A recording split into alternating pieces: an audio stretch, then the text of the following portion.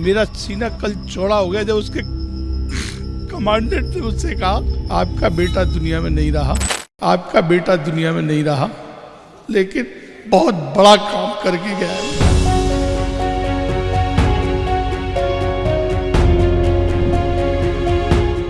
हाथ कांपने लगते हैं जब शहीद बेटे के पिता की इन भावनाओं को देश तक पहुंचाना होता है।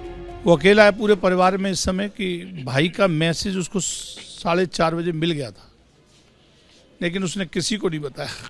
वही कोऑर्डिनेट अब तक कर रहा है, उसकी आंख में आंसू नहीं है। आज भी वो कह रहा है कि नहीं कुछ नहीं, ये हमारे प्राउड का मामला है, इसलिए हम इसको सेलिब्रेट करेंगे, रोएंगे नहीं, सेलिब्रेट करेंगे, रोएंगे नहीं। ये आगरा के रहने वाले कैप्टन शुभम गुप्ता के पिता हैं। 28 साल के शुभम गुप्ता जम्मू कश्मीर के राजौरी में आतंकियों से लोहा लेते हुए शहीद हो गए। परिवार शुभम के लिए दुल्हन ढूंढ रहा था। 25 नवंबर को ही शुभम ने घर आने का वादा किया था, लेकिन घर तो शहादत की खबर पहुंची है।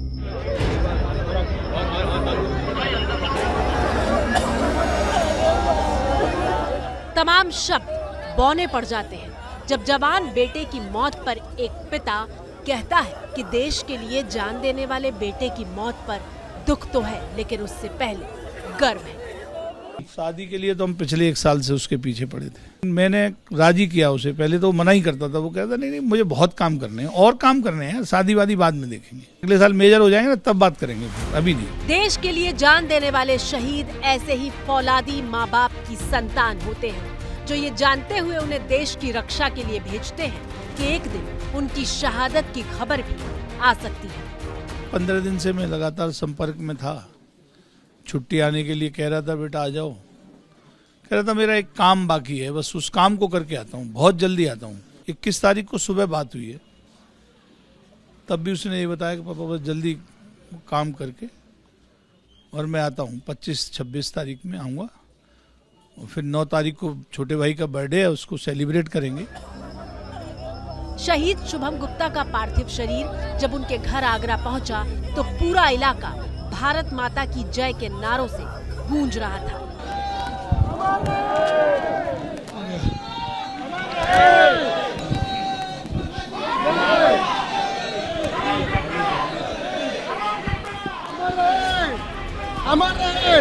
मां के सामने तिरंगे में लिपटे उसके जवान बेटे का शव था। अपने कलेजे के टुकड़े को मौन देखकर एक मां पर क्या बीत रही होगी, इसकी कल्पना करके भी रोम रोम थर्रा उठता है। ये मां अपने बेटे को प्रणाम करती है, फिर उसकी शहादत को सलाम करती है और बस एकटक निहारती रहती है। हिंदुस्तान को नाज है कि उसकी धरती पर शुभम गुप्ता जैसे जाबाज ने जन्म लिया।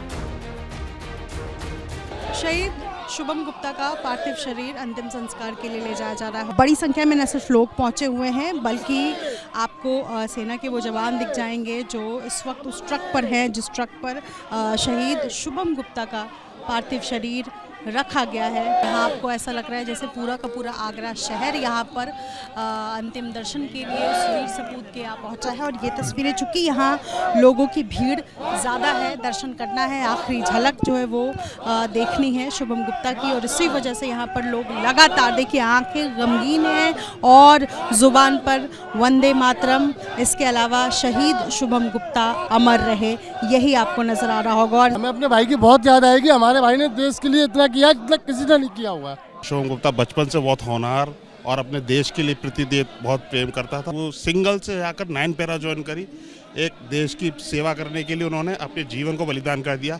हृदय से प्रेम है और सदा उनको हम याद रखेंगे। ये इस बलिदान को शायद भूलना बहुत मुश्किल होगा। जो शुभम गुप्ता ने देश के लिए किया वो शायद अल्लेखनीय होगा, जिसके लिए कुछ कहा जाए शब्द कोई है नहीं उसके लिए कहने के लिए।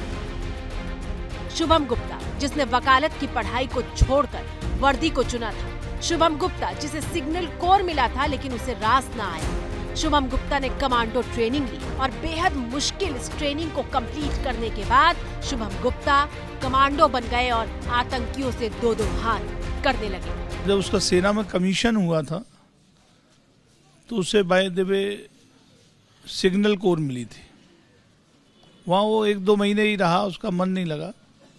वहीं से उसने पैरा एसएफ का कोर्स ऑप्ट किया, क्वालिफाई किया, एग्ज़ाम क्वालिफाई किया और बहुत हार्ड एंड हार्डेस्ट ट्रेनिंग जो थी वो कंप्लीट की 3 महीने की और पैरा एसएफ हो गया।